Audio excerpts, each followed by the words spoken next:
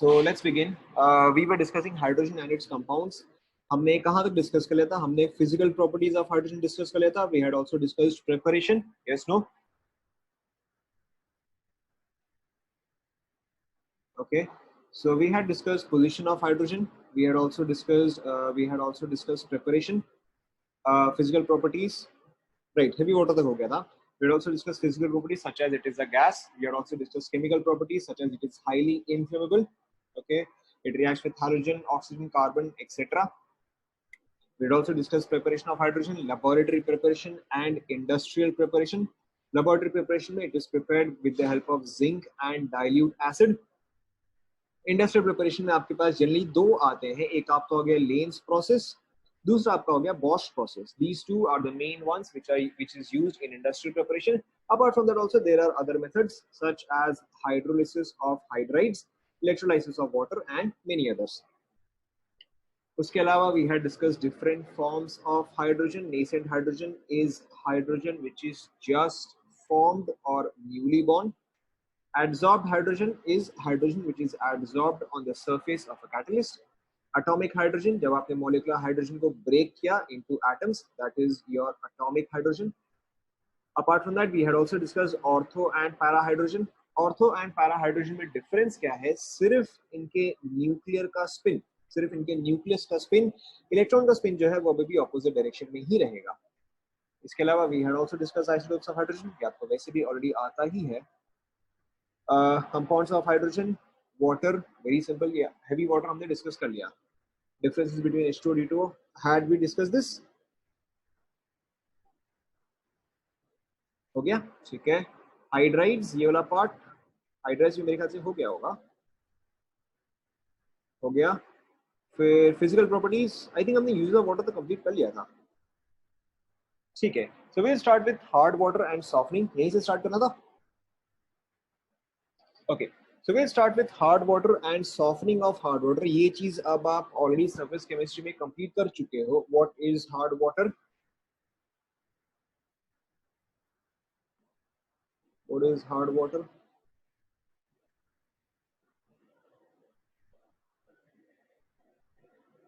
It correct, it has dissolved salts in it, but what particular salts? कौन से particular salts? Correct, does not form lather with soap, but कौन से salts? Magnesium and calcium. Magnesium and calcium का कौन सा salt? Magnesium and calcium का कौन सा salt? Chlorides, correct, and not carbonates, not carbonates. Sulphonate क्या होता है? सल्फेट होता है. सल्फोनेट ऑर्गेनिक केमिस्ट्री में होता है. Correct, bicarbonates, sulfates and chlorides. Okay, so hard water क्या होता है? Water which easily forms lather with soap is called as soft water. Okay, whereas when it doesn't easily form lather, it is called as hard water. Hard water होता किस वजह से है? Because it contains salts or because it contains compounds such as bicarbonates, sulfates or chlorides of specifically magnesium and calcium. ठीक है. अब ये चीज लैथर फॉर्म क्यों नहीं करता है? It does not form lather. Why? Because the compounds of magnesium and calcium, the compounds of magnesium and calcium react with the soap molecules. आपको याद आ रहा होगा जब हमने सरफेस केमिस्ट्री में डिस्कस किया था एसोसिएटेड कोलॉइड्स या माइसेल्स, जब हमने वहां पे डिस्कस किया था तो सोप मॉलिक्यूल और डिटर्जेंट मॉलिक्यूल, दे वर लॉन्ग चेन मॉलिक्यूल्स. ध्यान में आ रहा है? ठीक है. तो यहाँ पे ये जो है ये भी एग्जैक्टली वही है. यहाँ पे ये जो RCOONA है, यहाँ पे R पार्ट जो है वो टेल पार्ट को रिप्रेजेंट करता है, COONA जो है ये आपका हेड पार्ट को रिप्रेजेंट करता है. So the soap molecule will first react with CaCl2 और MgCl2 और CaSO4 और CaHCO3, जो भी आपके पास डिसॉल्व्ड सॉल्ट है. It will first react with these compounds. जब तक ये पूरा का पूरा खत्म नहीं होता, जब तक ये पूरा का पूरा कंपाउंड खत्म नहीं होता, तब तक सोप जो है वो लैथर फॉर्म नहीं कर सकता. ठीक है. Which is why it does not form easily, which is why it does not form lather easily. क्यों? क्योंकि आपके पास सोप मॉलिक्यूल जो है वो पहले इन सभी मॉलिक्यूल्स के साथ रिएक्ट करेगा, इसको खत्म करेगा, उसके बाद ही जाके लैथर फॉर्म होगा, लैथर फॉर्म होना स्टार्ट करेगा. Okay, so which is why hard water consumes much more soap. Okay, ना hardness are of two types, ये आपको ऑलरेडी आता है, temporary hardness, permanent hardness. I guess आप लोगों ने ये चीज 10th क्लास में पढ़ा होगा, है ना? ठीक है, आपने ये चीज 10th क्लास में पढ़ा होगा, temporary hardness and permanent hardness. Temporary hardness is because of bicarbonates and permanent hardness is because of sulphates and chlorides. What is the difference between temporary and permanent hardness? मतलब इसको temporary क्यों बोलते हैं या दूसरे को परमानेंट क्यों बोलते हैं?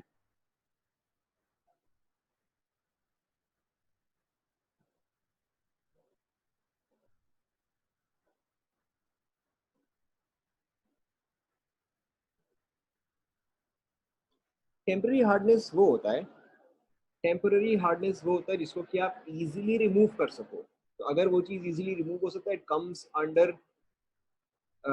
अगर वो इजीली रिमूव हो सकता है तो it comes under temporary hardness, and अगर उसको रिमूव करना डिफिकल्ट है तो in that case it comes under permanent hardness. Okay, अब देखो आपको अगर मेथड्स याद आ रहे हैं, अगर याद आ रहे हैं, तो what are the methods to remove temporary hardness, या what are the methods to remove hardness, जो भी आपको मेथड याद आ रहा हो। Boiling, yes correct. What else? Clark's method, correct. What else?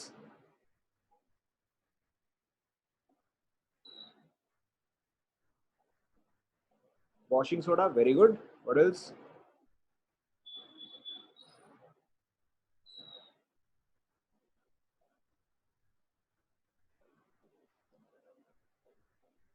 चलो ठीक है, अगर आपको इतना भी ध्यान में तो भी काफी है। Okay, so first let's check temporary hardness.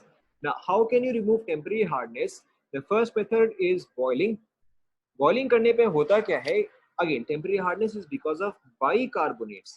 So calcium bicarbonate या magnesium bicarbonate, when you heat it, it converts into calcium carbonate plus water plus CO2। यहाँ पे कैल्शियम कार्बोनेट क्या बनता है? इन case of CaHCO3, CaHCO3 is a soluble compound. तो क्योंकि ये soluble होता है तो ये सोप मॉलिक्यूल्स के साथ रिएक्ट करता है। वेयर एज CaCO3 it is a precipitate. अब क्योंकि ये प्रेसिपिटेट आउट कर जाता है, which is why now the soap molecules will form lather. The soap molecules are not wasted are not wasted by reacting it with other compounds. The first is boiling. Boiling में आप क्या करते हो कि आप simply बाइकार्बोनेट को carbonate में convert करते हो। The next method is Clark's process. In case of Clark's process, you add a calculated amount of slaked lime. ठीक है, you add a calculated amount of slaked lime. Simply यहाँ पे process जो है वो exactly same ही है, CaHCO3 plus CaOH twice gives CaCO3 plus H2O. मैंने यहाँ पे फॉर एग्जाम्पल आपको कैल्शियम दिया गया है, आप यहाँ पे मैग्नीशियम भी एग्जैक्टली यूज कर सकते हो। फॉर एग्जाम्पल यहाँ पे अगर मैग्नीशियम बाइकार्बोनेट होता तो यहाँ पे आपका मैग्नीशियम कार्बोनेट आता। यहाँ पे अगर आपने मैग्नीशियम बाइकार्बोनेट लिया होता तो यहाँ पे आपका मैग्नीशियम कार्बोनेट ही आता। तो मैंने यहाँ पे फॉर एग्जाम्पल कैल्शियम लिया, you can also take as magnesium. Next is adding washing soda. Okay, washing soda is Na2CO3 dot 10H2O। ठीक है, डॉट 10H2 मैंने यहाँ पे मेंशन नहीं किया है, Na2CO3 dot 10H2O। Now this reacts with calcium bicarbonate. Method देखो exactly same है तीनों में, यहाँ पर भी कैल्शियम कार्बोनेट, यहाँ पर भी कैल्शियम कार्बोनेट, एंड यहाँ पर भी आपका कैल्शियम कार्बोनेट ही फॉर्म होगा। Is this clear to everyone? तीनों में मेथड जो है वो आपका सेम ही रहेगा। Now in the next case और in case of permanent hardness, permanent hardness remove करने के लिए देखो the first method is adding washing soda. अब ये जो है ये बहुत ही कॉमन चीज है, आपको ध्यान में रखना है कि which methods can be used to remove both temporary hardness and permanent hardness। तो आपको ये चीज याद रखना है, adding washing soda, very common question। Okay, so if you add washing soda you can remove temporary hardness as well as permanent hardness। तो यहाँ पे देखो same reaction, in this case you have chlorides or sulfates, they will react with sodium carbonate and give you calcium carbonate or magnesium carbonate। Reaction जो है exactly same ही रहेगा कि ये दोनों जो है ये प्रेसिपिटेट आउट कर जाते हैं। Now another method is Calgon's method। Calgon's method में आप ऐड करते हो sodium hexametaphosphate. Sodium hexametaphosphate is this compound और दिस कंपाउंड। ठीक है, इसको इस तरह से याद रखना ज्यादा इजी है। मैंने इसको कैसे याद रखा है, यहाँ पे आएगा 2, यहाँ पे आएगा 4, यहाँ पे आएगा 6, सो 2 4 6। ठीक है, तो अब इसको इस तरह से भी याद रख सकते हो। Now what happens in case of sodium hexametaphosphate, जो आपके पास कैल्शियम सल्फेट है और any other compound, it reacts with sodium hexametaphosphate. सारे रिएक्शंस जो है वो सिमिलर टाइप के ही होते हैं। हर रिएक्शन में आप क्या करते हो, आप एनायन पार्ट जो है वो एक्सचेंज करते हो। So in this case the anion part is sulphate, in this case the anion part is this complete portion. तो सल्फेट जो है वो आपके पास सोडियम के पास आ गया, एंड ये एंटायर पोर्शन जो है ये आपका इस मॉलिक्यूल के पास आ गया। ठीक है, ये मैंने गलत लिख दिया है, एक सेकेंड, ये मैंने गलत लिख दिया। ठीक है, मैं इसको चेंज करवा दूंगा, मैंने इसको गलत लिख दिया है। कैल्शियम जो है वो आपका बाहर में आएगा, सोडियम जो है वो अंदर आएगा, मैंने इसको गलत कर दिया है। आपका फॉर्मूला जो है वो आएगा CaNa4PO4 3-। ओके, ये वाला फॉर्मूला मैंने गलत कर दिया, इसको मुझे चेंज करना पड़ेगा। But is this clear? Yes, no? इसके आगे आएगा, इसके आगे आएगा। यहां तक तो क्लियर है? Okay. Now the next method is zeolite or permutate method. ठीक है, this is exactly same as the previous one. अब देखो ये और previous वाला सेम कैसे है, यहाँ पे देखो क्या है, यहाँ पे है Na2AlH2O8।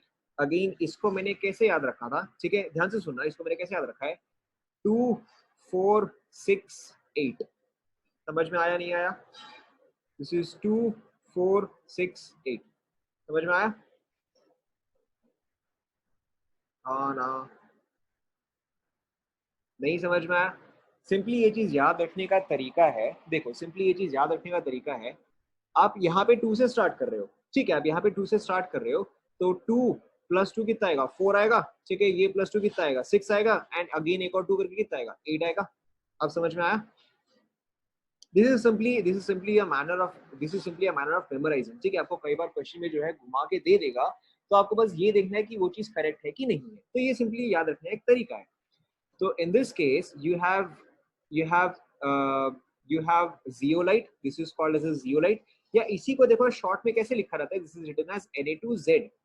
Na2Z यानी कि इस पूरे पार्ट को आप Z से रिप्रेजेंट कर रहे हो, इस पूरे पार्ट को आप Z से रिप्रेजेंट कर रहे हो।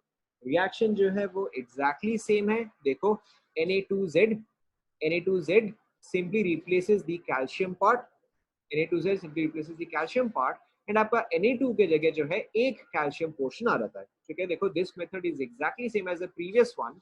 यहाँ पे आप चाहे तो इस पूरे पार्ट को भी एज Z कंसिडर कर सकते हो। तो यहाँ पे क्या हो रहा है, जो आपका Na2 पार्ट है, जो आपका Na2 पार्ट है वो सेम कैल्शियम पार्ट से रिप्लेस होगा। Is this clear?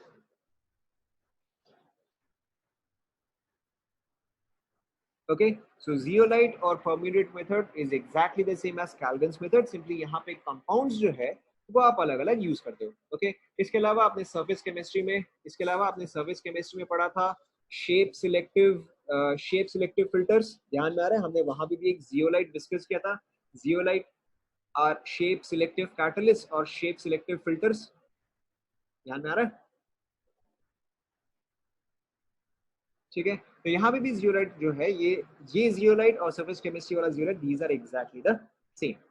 Now finally you have ion exchange, yes, honeycomb, exactly, ये भी जो है इसका भी स्ट्रक्चर जो है वो हनीकॉम्ब स्ट्रक्चर ही आएगा, exactly the same. Now the next is ion exchange resin. Again ion exchange resin जो है या जियोलाइट मेथड जो है या कैल्विन जो है, these are exactly the same. Right, यहाँ पे हो क्या रहा है कि यहाँ पे आप Na के जगह कैल्शियम से आप रिप्लेस कर रहे हो, या आप कैल्शियम को सिंपली Na से रिप्लेस कर रहे हो। सेम चीज यहाँ पे कि आप कैल्शियम को जो है आप Na से रिप्लेस कर रहे हो। एग्जैक्टली सेम चीज takes place in ion exchange resin. ठीक है, it is pass through a cation exchanger, it is passed through a cation exchanger where calcium and magnesium ions are replaced by H plus, followed by it is passed through an anion exchanger। तो वहां पे जो आपका SO4 2- है या chloride है या bicarbonate है, all of those also get substituted by OH-। तो यहाँ पे देखो तीनों मेथड जो है एग्जैक्टली सेम है। फर्स्ट दो में आप कैल्शियम को सोडियम से रिप्लेस करते हो। ऑब्वियसली आपको ये समझना है कि यहाँ पे सोडियम के जगह पोटेशियम भी हो सकता है। Okay, so first two methods are exactly the same. Third method is a broader classification. Third method में आप simply क्या करते हो, आप उसको पास करते हो through a cation exchanger and then through an anion exchanger। ठीक है, देखो किस तरह से होगा, जैसे कि सपोज करो, of course it can also exchange two different valencies, उससे कोई फर्क नहीं पड़ता। जैसे कि फॉर एग्जांपल अगर आप CaCl2 को, जैसे कि फॉर एग्जांपल अगर आप CaCl2 को पास करवाते हो, अगर आप CaCl2 को पास करवाते हो through through let's say this cation exchanger, तो CaCl2 में सबसे पहले Ca पार्ट जो है वो आपका रिप्लेस हो जाएगा विद H, तो आपका CaCl2 किस में कन्वर्ट हो गया, HCl में कन्वर्ट हो गया, राइट। एंड फिर जो Cl पार्ट है, फिर जो Cl पार्ट है वो आपका OH से रिप्लेस हो जाएगा। तो जो CaCl2 है वो पहले HCl में कन्वर्ट हुआ, देन वो HOH और वाटर में कन्वर्ट होता है। Is this clear?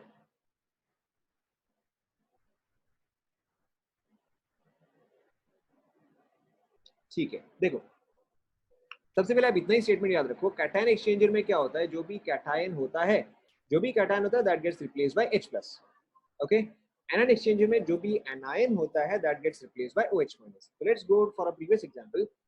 जो आपका CaCl2 है, जब आप इसको कैटायन से एक्सचेंज करवाओगे या जब आप इसको कैटायन एक्सचेंजर के थ्रू पास करवाओगे तो फिर क्या फाइनल प्रोडक्ट निकलेगा, यहाँ पे कैटायन एक्सचेंज होगा, cation will get exchange with H plus, तो रिजल्ट क्या आएगा, cation will get exchanged, correct. Cation अगर आप एक्सचेंज करते हो तो ये जो है ये आपका HCl फॉर्म करेगा, फिर इसके बाद आप इसको पास कर रहे हो through an anion exchanger, anion exchanger में जो एनायन पार्ट है वो एक्सचेंज रहेगा, तो फाइनली आपको क्या मिलेगा, H2O।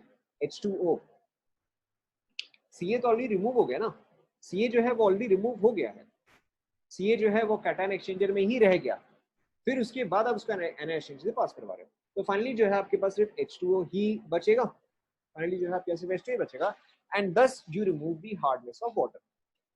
Is this clear? Okay. अच्छा, एक और चीज, जितने भी मेथड्स है टू रिमूव परमानेंट हार्डनेस, जितने भी मेथड है to remove permanent hardness can also be used to remove temporary hardness,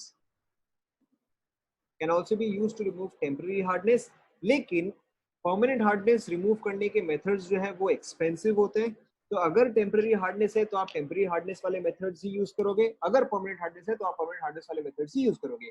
for example अगर आपसे ये पूछा जाए कि आयन एक्सचेंज रेजिन और ion exchange method can be used for temporary hardness, permanent hardness, तो आप यूज तो दोनों के लिए कर सकते हो, यूज तो दोनों के लिए कर सकते हो, दोनों ही जो हार्ड वाटर है वो सॉफ्ट वाटर में कन्वर्ट होगा, लेकिन ion exchange resin is an expensive method, okay, तो उस केस में आप उसको टेम्पररी हार्डनेस के लिए यूज नहीं करोगे, आप उसको जनरली परमानेंट हार्डनेस के लिए ही यूज करते हो। Is this clear? Okay,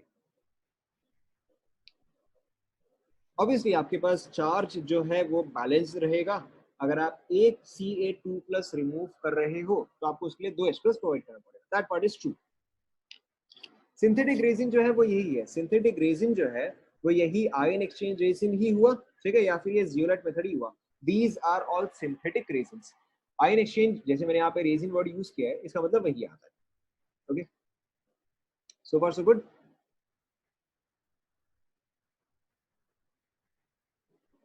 okay, सो अभी तक हमने क्या क्या कंपाउंड्स डिस्कस कर लिए, अभी तक हमने हाइड्रोजन डिस्कस कर लिया, हमने उसके अलावा हाइड्राइड्स डिस्कस कर लिया, उसके अलावा हमने वाटर डिस्कस कर लिया, उसके अलावा हमने डिस्कस कर लिया heavy water. Now, the one thing that is remaining is hydrogen peroxide और H2O2। मुझे लग रहा है क्लास बहुत जल्दी खत्म हो जाएगा, ठीक है। The next thing is hydrogen peroxide और H2O2। Now, अच्छा, अब ये चीज ये कंपाउंड से आप सभी कोई फैमिलियर ऑलरेडी हो। What is H2O2 used for? बताओ uses of H2O2।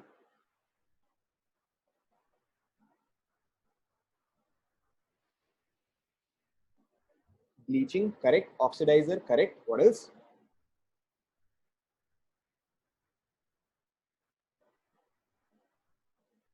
Antiseptic, very good, very good। इसके अलावा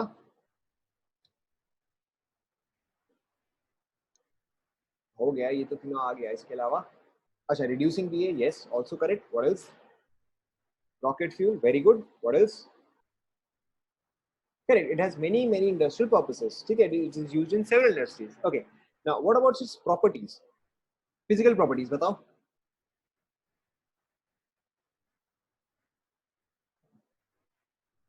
physical properties बताओ। colorless, sure। bitter taste, ये मेरे को नहीं पता होगा. Liquid, correct. Almost colorless. Now this is correct. Volatile liquid, volatile, sure. What else?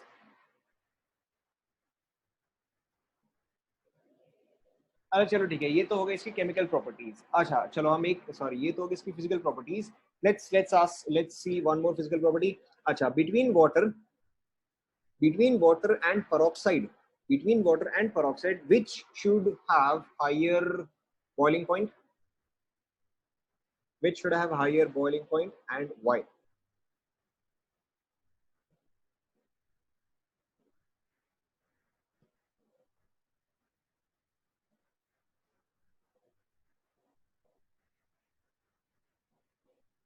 And why?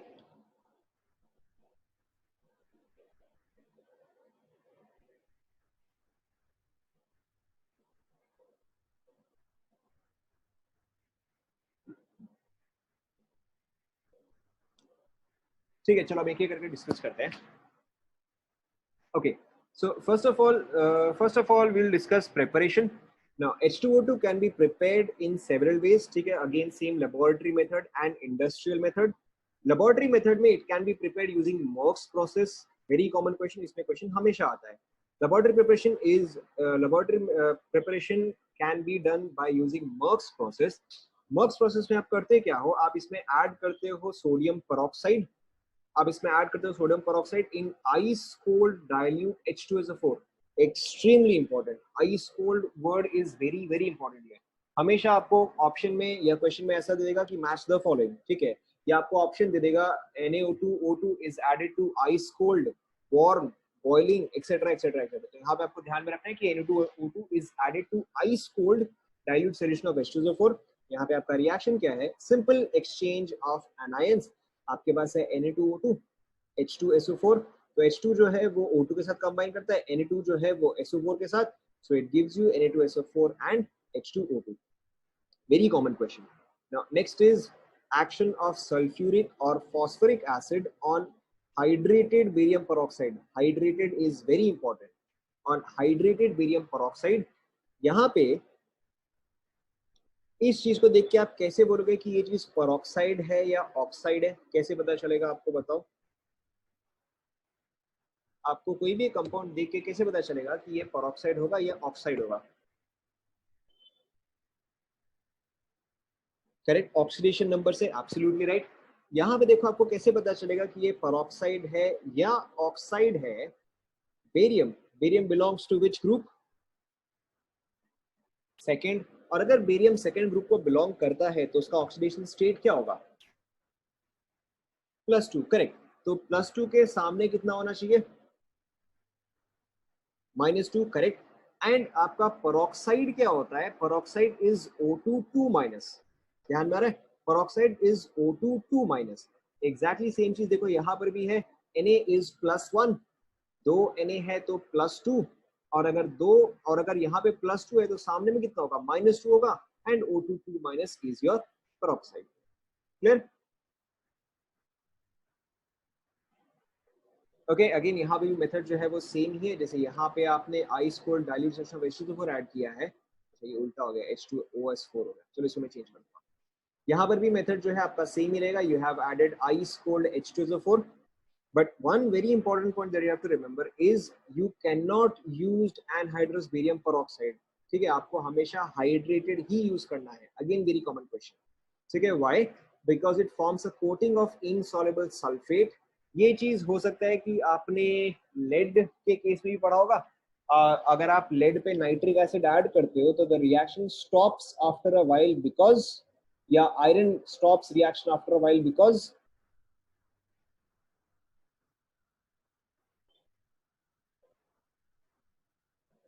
क्या रीजन था बताओ? कि अगर आयरन रिएक्ट कर रहा है या अगर लेड रिएक्ट कर रहा है तो कुछ देर के बाद रिएक्शन जो है वो रुक जाता है. Why? Correct, because of thin oxide coating. Right. तो उस केस में क्या होता है? कोटिंग बन जाता है जो कि रिएक्शन को और फर्दर कंटिन्यू होने नहीं देता है. So if you take anhydrous barium peroxide, the reaction will stop. Why? Because it forms a coating. So which is why you must always take hydrated barium peroxide. Okay, इसके अलावा phosphoric acid is more preferred than sulfuric acid. इसके पीछे का reason जो है वो आप थोड़ा सा आगे और देखोगे. So far so good. Okay. Now after this, you also have industrial method, again very common. Now one of the industrial method is electrolysis of concentrated H2SO4. Very important, and 50% भी यहाँ पे very important. कई बार आपको question में आ जाता है. Now what happens is in the first case, जब आपने sulfuric acid लिया है, it forms peroxy disulfuric acid. जब आपने sulfuric acid लिया है, आप उसको electrolyze करते हो, it forms peroxy disulfuric acid. Okay, then this peroxy disulfuric acid is hydrolyzed. This peroxy disulfuric acid is hydrolyzed to give you sulfuric acid, which will be recycled, and H2O2. Is this clear? Okay. Now the next thing is कि अब यहाँ पे क्या है कि आपके पास H2SO4 and H2O2. H2SO4 and H2O2 both are in liquid state. तो ऐसे केस में आप क्या करते हो? You distill it under reduced pressure. Under reduced pressure. Reduced pressure का मतलब क्या है? Suppose करो अगर आप water का ही example लेते हो. Alright. So water under normal conditions or at a pressure of 1 atmosphere will boil at, water under 1 pressure or under 1 bar will boil at,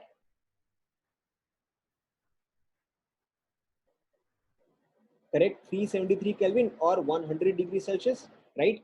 अगर suppose करो आप pressure को increase करते हो, अगर आप external pressure को increase करते हो, does boiling point increase or decrease?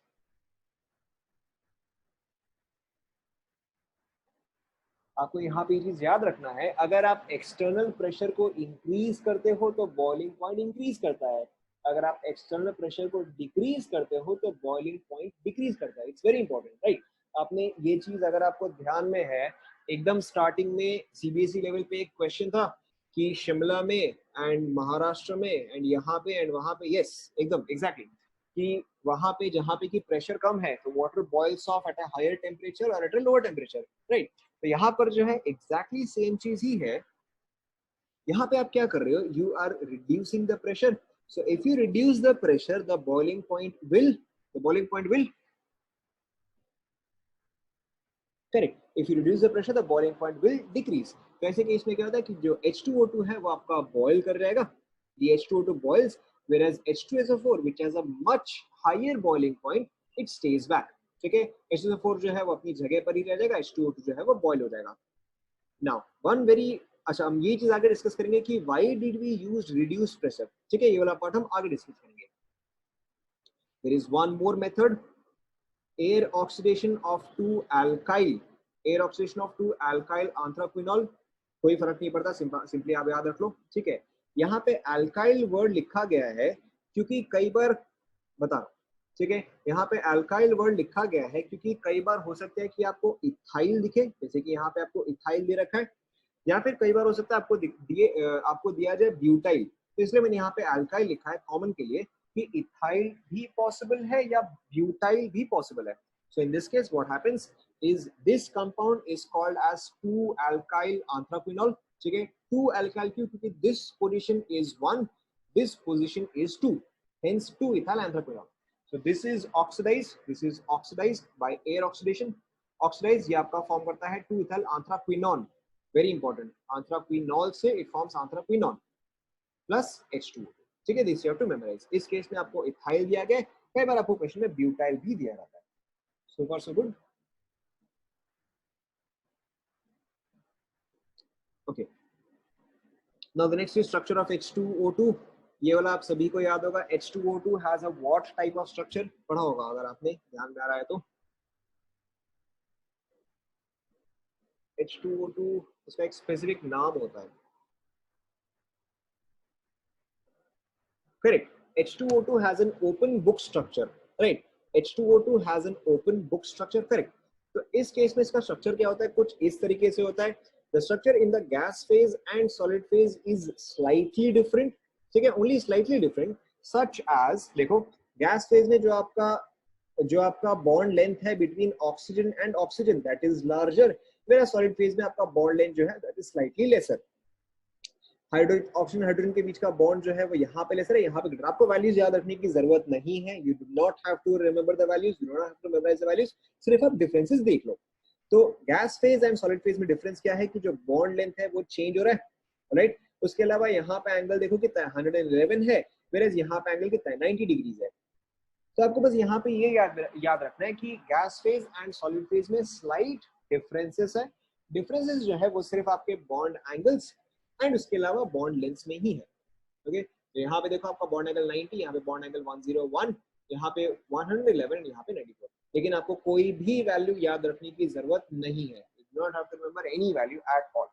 Okay, clear? Okay, now next is physical properties. अब देखो जो जो आपने प्रॉपर्टी बोला कि इट इज अ लिक्विड, ठीक है, it is a viscous liquid. अगर सपोज कर आपको कंपेयर करना पड़े between honey and water, which is more viscous, right? Honey, viscous का मतलब क्या होता है? विस्कस का मतलब होता है इट इज स्लो मूविंग, ठीक है, और it does not flow easily.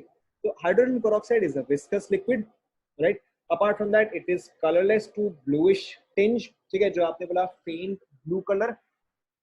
It's melting point is -0.5 degree Celsius, -0.5 degree Celsius, यानी कि -1 एंड 0 के बीच में। Its boiling point is close to 150 degree Celsius, its boiling point is close to 150 degree Celsius. लेकिन H2O2 is an unstable compound, ये चीज आपने पढ़ा होगा, H2O2 is an unstable compound. तो अगर आप उसको हीट करोगे तो वो चीज जो है वो डिकम्पोज हो जाता है। तो उस वजह से क्या है कि जब तक आप उसको 150 डिग्री सेल्सियस तक हीट करोगे तब तक वो डिकम्पोज हो जाएगा। तो वो वेपराइज बाद में होगा, वो वेपराइज बाद में होगा, पहले वो डिकम्पोज कर जाएगा। तो इसीलिए आप क्या करते हो, उसका बॉइलिंग पॉइंट आप रिड्यूस करते हो, एंड बॉइलिंग पॉइंट रिड्यूस करने के लिए आप क्या करते हो, जो प्रेशर है उसको आप रिड्यूस करते हो, ठीक है। which is why here you distill it under reduced pressure, you distill it under reduced pressure so as to prevent the decomposition of H2O2. Is this clear? Okay, now the next thing is it has a specific gravity of 1.4, यानी कि इसका density हो गया। It is a better polar solvent than water, however it is not used because of its oxidative properties. उसके अलावा it is diamagnetic, ये चीज तो आपको ध्यान में होगा जहां पे हमने किया था molecular orbital theory, यहाँ पे हमने डिस्कस किया था मोलिकुलर ऑर्बिटल थ्योरी, वहां पे O22- का लास्ट कॉन्फ़िगरेशन क्या आएगा बताओ? O22- का last configuration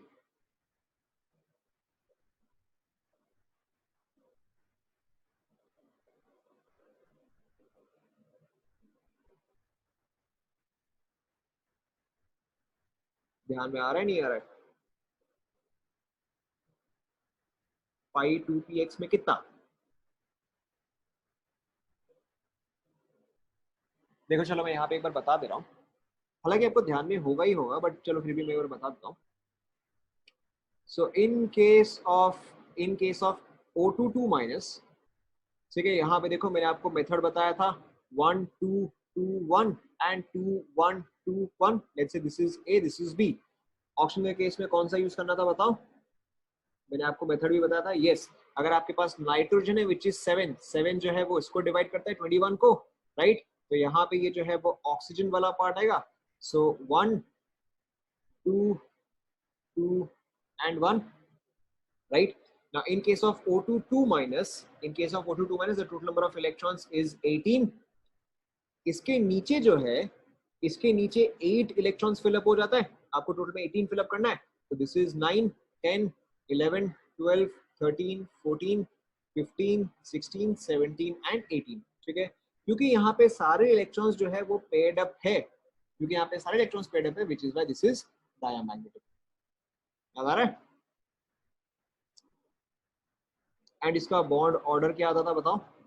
very simple, number of bonding electrons minus number of anti bonding electrons divide by 2। And यहाँ पे कितना बॉन्ड ऑर्डर आएगा बताओ? This is sigma, this is pi, this is pi star, this is sigma star. Correct, इसका bond order आता था 1, ठीक है। हमने इसके अलावा एक और डिस्कस किया था कि अगर आपके पास 14 है, 14 पे बॉन्ड ऑर्डर आता है 3, इसके इस डायरेक्शन में या इसके इस डायरेक्शन में बॉन्ड ऑर्डर जो है वो डिक्रीज करता है। तो तो 15 पे आएगा 2.5 एंड यहाँ पर जो कि 18 है, ठीक है, 16 पे आएगा 2, 17 पे आएगा 1.5 एंड 18 पे आएगा 1। ओके, आई थिंक अब आपको ये सारा जो है वो याद आ ही गया है, तो let's move ahead. So it is diamagnetic. Apart from that, its chemical properties, it can decompose very easily. It is an unstable substance. तो ऐसे केस में आप इसको स्टोर करते हो इन पैराफिन वैक्स कोटेड ग्लास, ठीक है, और you store it in wax coated glass, Teflon और प्लास्टिक बॉटल्स, ठीक है, with some small amount of acetamide और H3PO4 added। अब देखो यहाँ पे H3PO4 है। जब हमने कैटलिस्ट डिस्कस किया था what were the types of catalyst that we are discuss, बताओ। The first type was types of catalyst, बोलो। चलो, correct, one was homogeneous catalyst, the next heterogeneous catalyst, correct, next positive catalyst and next एक अगर positive है तो दूसरा जो है वो नेगेटिव कैटलिस्ट है। उसके अलावा आपका आया था इंड्यूस्ड एंड उसके अलावा last one was auto catalyst, correct. तो यहाँ पे H3PO4 जो है, यहाँ पे H3PO4 is a negative catalyst. What does a negative catalyst do?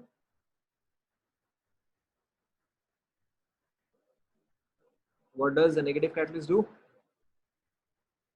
Correct. A negative catalyst slows down the reaction.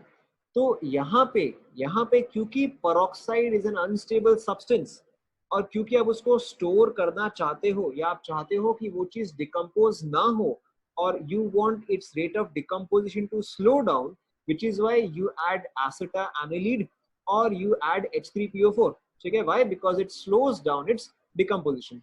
अब देखो यहाँ पे हमने ऐड किया H3PO4 to slow down its decomposition. जहां पे हमने पहले किया था, यहाँ पे देखो phosphoric acid is preferred over sulphuric acid, ठीक है। Now why phosphoric acid is preferred, क्यों? क्योंकि यहाँ पर जो आपका फॉस्फोरिक एसिड आप ऐड करोगे एंड जो यहाँ पे आपका पेरोक्साइड फॉर्म होता, ये फॉस्फोरिक एसिड जो है उस पेरोक्साइड को स्टेबल रखता। Is this clear? ठीक है। सो a lot of the things are related, ठीक है। आपको हमेशा ये समझना है कि अच्छा ये स्टेटमेंट यहाँ पे क्यों दिया गया है। ये स्टेटमेंट यहाँ पे इसलिए दिया गया है क्योंकि H2O2 जो है वो अनस्टेबल है, वो डिकम्पोज कर जाएगा, तो इस चीज को रोकने के लिए आप यहाँ पे H3PO4 को प्रेफर करते हो। Okay, so these all statements are related and you have to memorize all of these. Apart from that, this is a powerful oxidizing agent. However, it can also act as a reducing agent. H2O2 जो है वो generally oxidizing agent की तरह ही behave करता है. However, it can act as a reducing agent, but only in the presence of a stronger oxidizing agent. अगर सामने और strong oxidizing agent आ गया तो वैसे केस में ही ये as a reducing agent behave करता है. आपको एटलीस्ट एक रिएक्शन मैंने कई बार बताया है, ठीक है, या नहीं भी बताया तो भी शायद आप प्रेडिक्ट कर सकते हो। अगर आप K2CR2O7 का रिएक्ट करवाते हो विद हाइड्रोजन पेरोक्साइड, एक कंपाउंड फॉर्म होता है जिसका की स्ट्रक्चर बड़ा स्पेशल सा था। ध्यान में आ रहा है क्या था वो कंपाउंड? एकदम स्टार्टिंग में हमने डिस्कस किया था।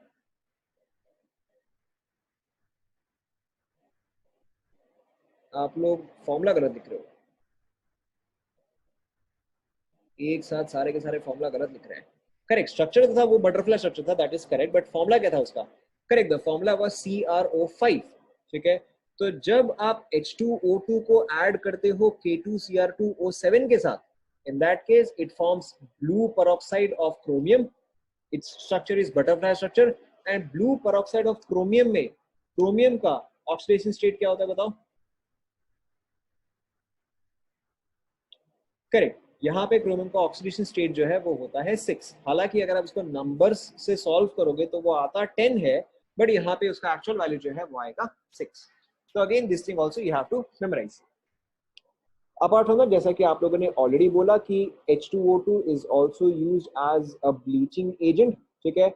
आपने डेफिनेटली जब आप कभी बार्बर के पास जाते हो तो वहां पे रखा हुआ रहता है एक ब्लीचिंग एजेंट, ठीक है।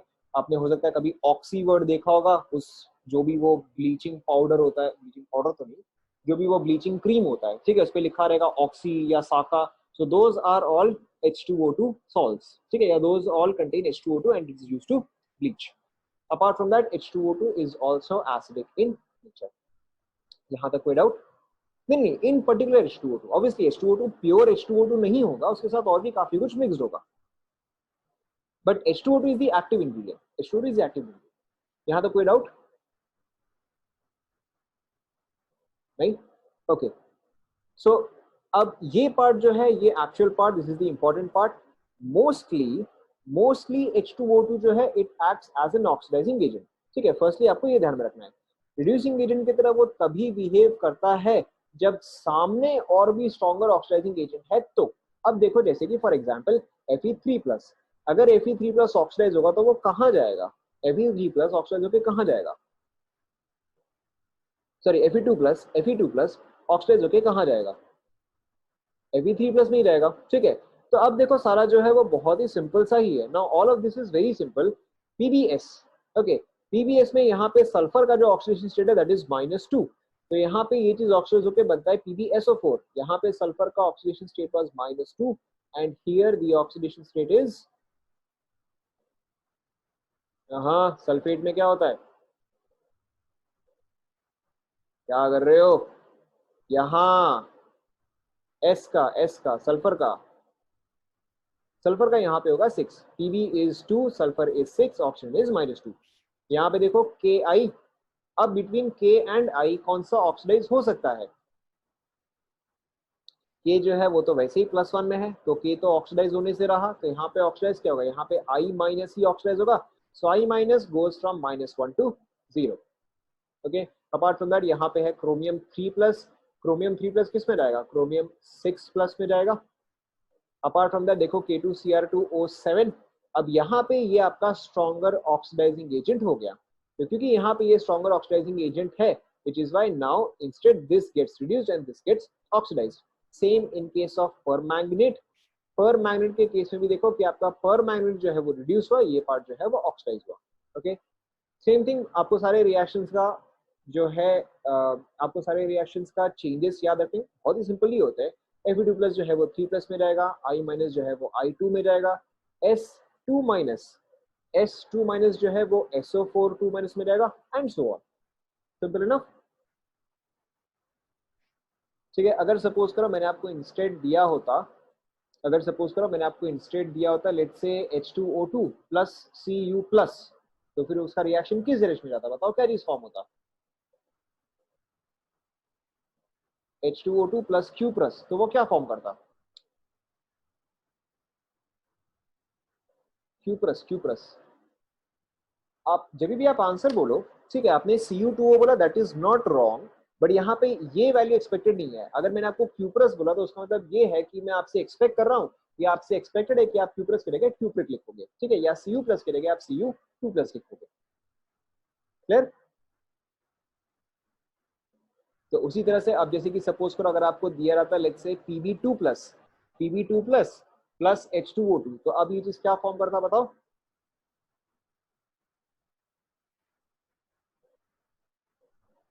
Pb2 plus H2O2 would have formed Pb. कौन से ऑक्सीजन स्टेट में रहेगा? अरे नालायको, क्या कर रहे हो? ऑक्सीडेशन स्टेट पे ध्यान दो. नहीं, Pb कौन से ग्रुप में है? Pb is in the 14th group.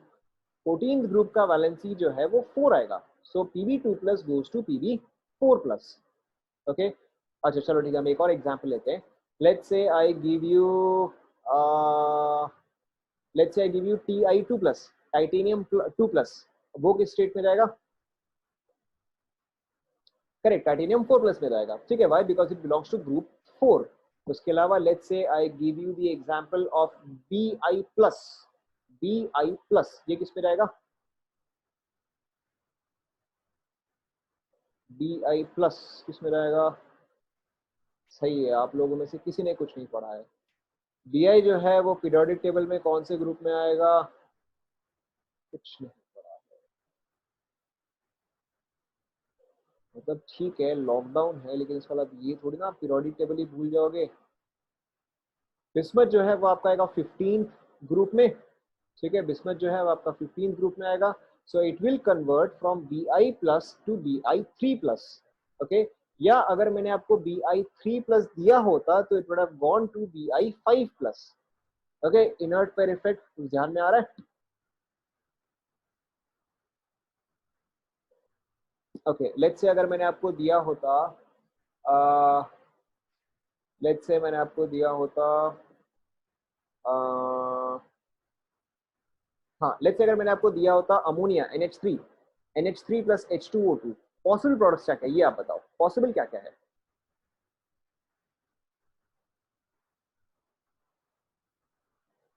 NH3 में क्या चीज ऑक्सीडाइज हो सकता है?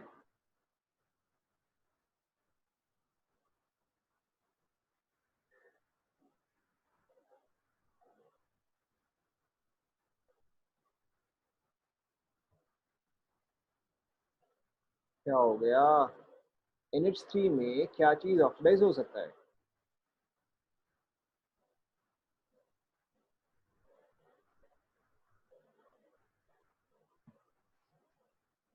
क्या चीज ऑक्सीडाइज हो सकता है बिटवीन नाइट्रोजन एंड हाइड्रोजन?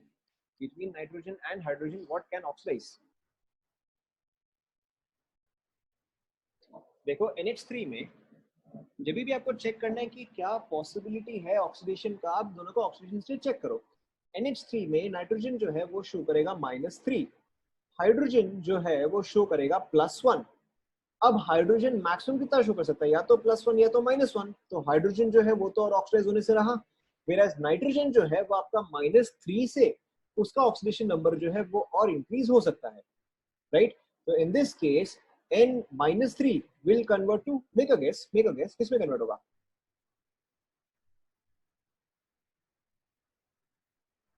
हाँ, नाइट्रोजन +3 कब से दिखाने लग गया? करेक्ट। यहाँ पे देखो दो पॉसिबिलिटी है, यहाँ पे दो पॉसिबिलिटी है, या तो NH3 जो है या तो वो N2 में कन्वर्ट होगा।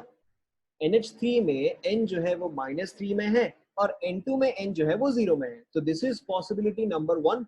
और possibility number 2 is NH3 converts into NO3- and NO3- में नाइट्रोजन का ऑक्सीडेशन स्टेट जो है दैट इज +5। ठीक है, तो it can either go from -3 to 0 or it can go from -3 to +5। Clear?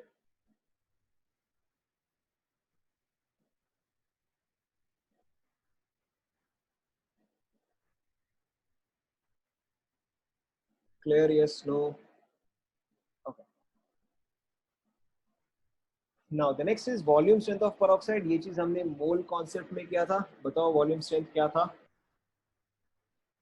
अगर सपोज करो मैं आपको देता हूँ 5 वॉल्यूम स्ट्रेंथ, अगर मैं आपको देता हूँ 5 वॉल्यूम स्ट्रेंथ, तो उसका मतलब क्या होता है?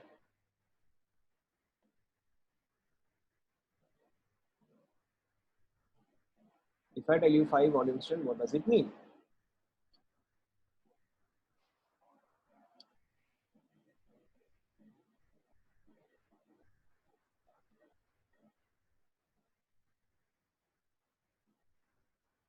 अरे चलो, वॉल्यूम स्ट्रेंथ का फॉर्मूला क्या था ये आप बताओ।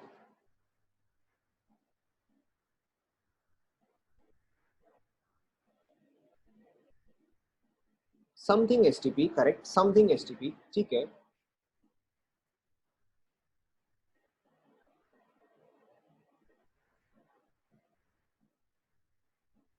N is equal to 2m ना, ये क्या है? ये तो आप कुछ और बता रहे हो, ये तो आप उसका बता रहे हो, ये तो आप ओलियम का बता रहे हो।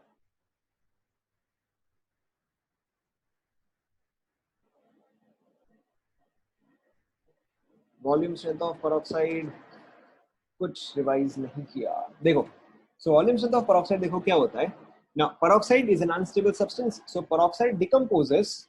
अब चलो सही रास्ते पे आए। Now peroxide decomposes in the following manner. Peroxide will decompose to give you water and oxygen. Peroxide will decompose to give you water and oxygen.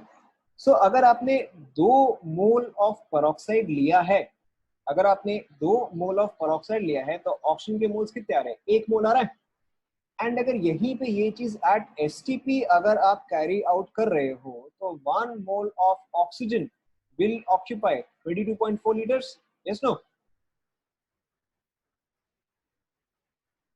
ठीक है, तो अब यहीं पे देखो, अगर आपने इसका 2 मोल जो है वो 1 लीटर में डिसॉल्व किया होता, 2 moles in 1 liter, so it would have become 2 molar.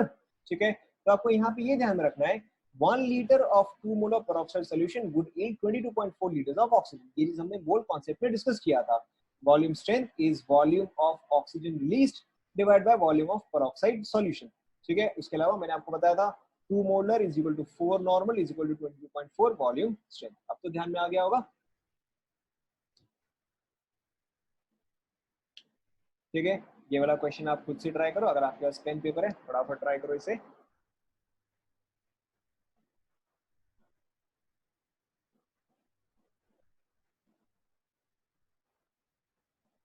ये क्वेश्चन आपके लिए फटाफट.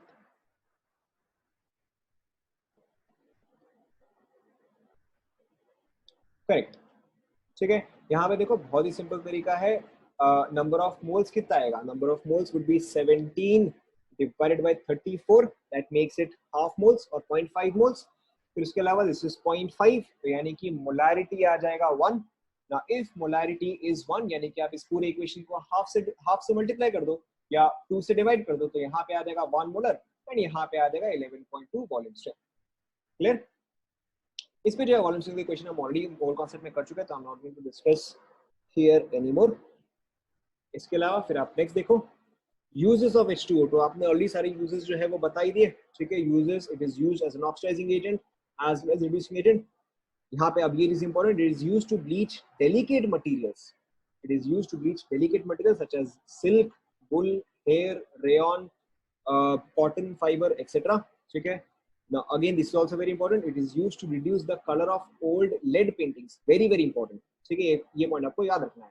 Apart from that, it is also used for detection of titanium, vanadium, chromium, which form peroxides of suitable color. आपको at least chromium का तो पता ही है कि क्रोमियम का पेरोक्साइड का कलर क्या होता है, बताओ.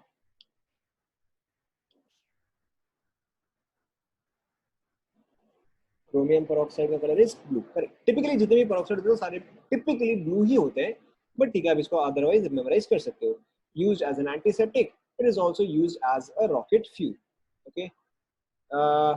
यहाँ पे आपका हाइड्रोजन एंड इट्स कंपाउंड्स जो है वो खत्म होता है. I have some questions. देखो बहुत ही फटाफट हो जाएगा, very simple chapter, very short chapter, बहुत ही फटाफट हो जाएगा. ठीक है, बताओ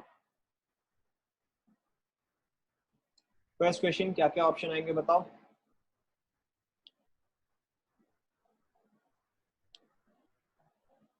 फर्स्ट क्वेश्चन क्या क्या ऑप्शन आएंगे.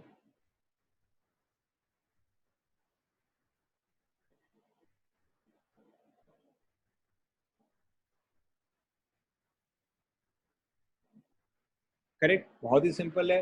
जब आप हार्ड वाटर एक्सचेंज करते हो तो आप किससे एक्सचेंज करते हो, आप सोडियम को एक्सचेंज करते हो विद कैल्शियम एंड मैग्नीशियम. यहाँ पे आपका ऑप्शन आएगा B as well as D. Second question try करो.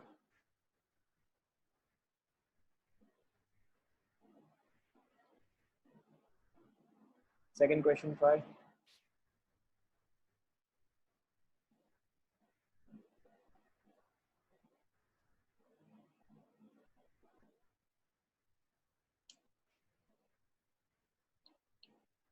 सब एक साथ गलत, वापस ट्राई करो.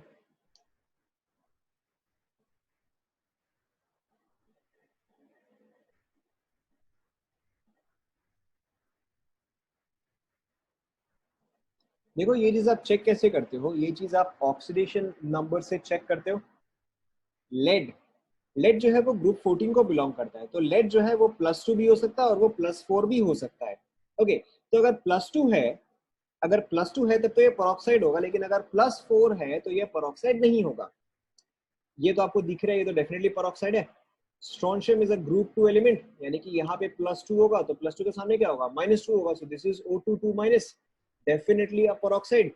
BaO2 एग्जैक्ट सेम कॉन्सेप्ट, ये भी जो है भी डेफिनेटली पेरोक्साइड है ही है. तो यहाँ पे the only thing which is not a peroxide is PbO2. Okay, करो.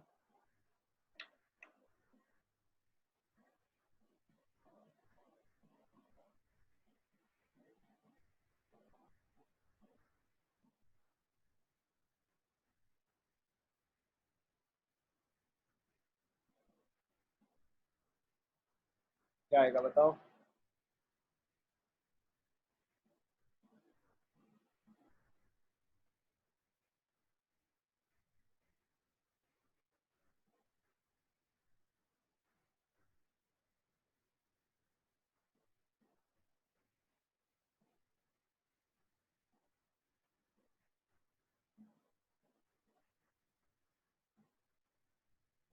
सारे ऑप्शंस पढ़ो पहले।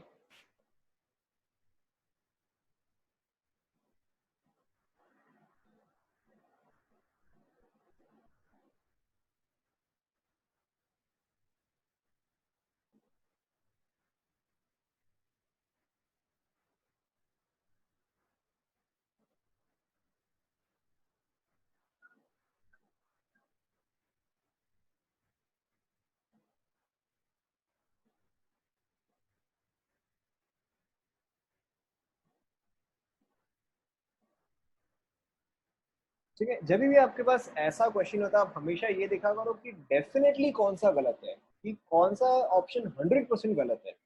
यहाँ पे कौन सा ऑप्शन 100% गलत आएगा?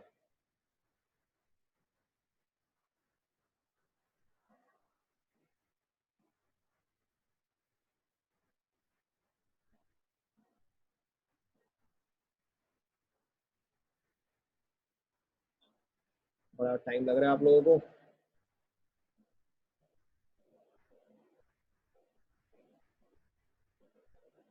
देखो हम एक एक करके ऑप्शन चेक कर रहे हैं।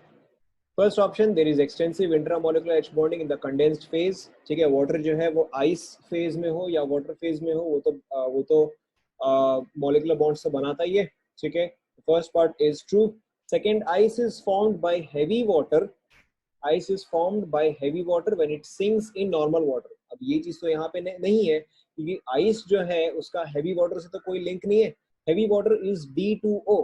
आइस एंड D2O का कोई भी लिंकिंग नहीं है, तो आपका ऑप्शन बी जो है वो डेफिनेटली फॉल्स आ जाएगा।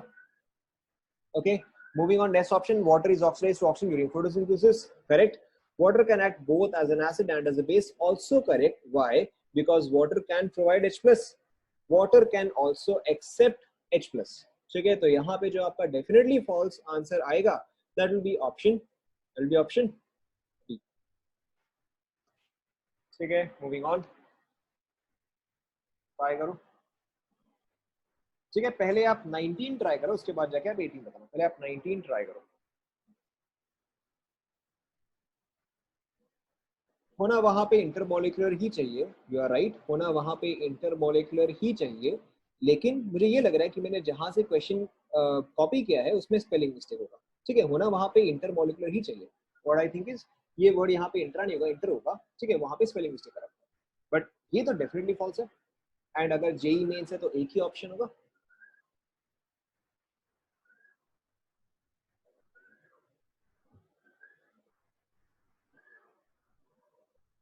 पहले आप 19 ट्राई करो।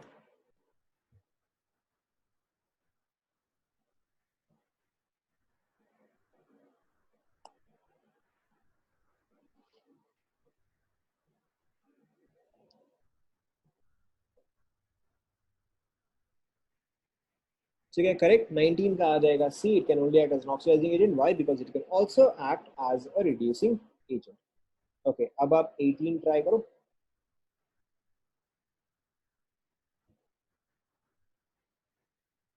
थोड़ा सा लॉजिक लगाओ, बोल कॉन्सेप्ट लगाओ, इजीली हो जाएगा।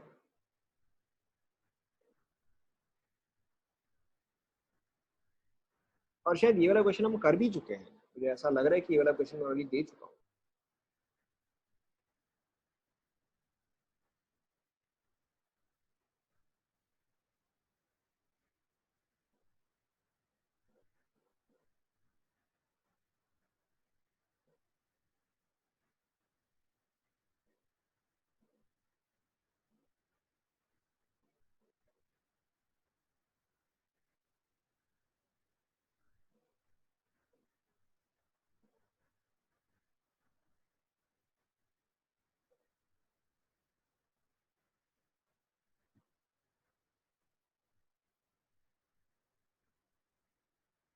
सभी का बी आ रहा है, चेक करें।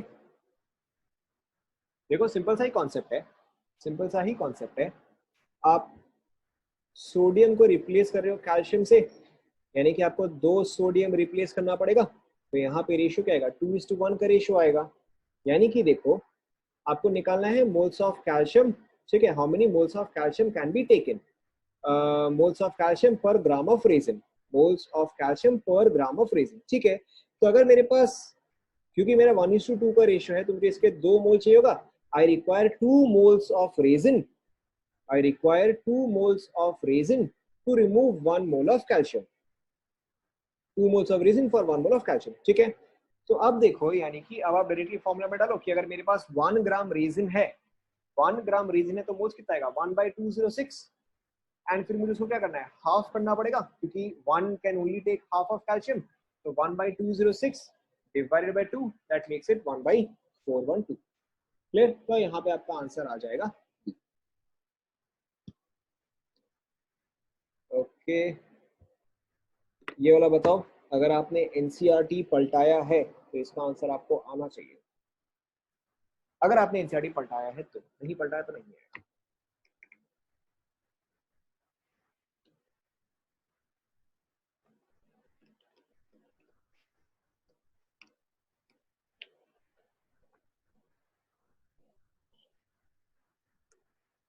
क्लियरली आपने एनसीईआरटी नहीं पलटाया है, यहाँ पे आंसर आता है डी. ठीक है, now when you want very pure hydrogen you use reaction of salts like hydrides. ठीक है, ये वाला आपको याद रखना है. Okay, so this ends hydrogen and it's compounds. Chapter यहीं पे खत्म होता है. आपको एनसीईआरटी के अलावा कुछ भी और पढ़ने की जरूरत नहीं है. However, I will still provide theory, the PPT and statistics. Any questions?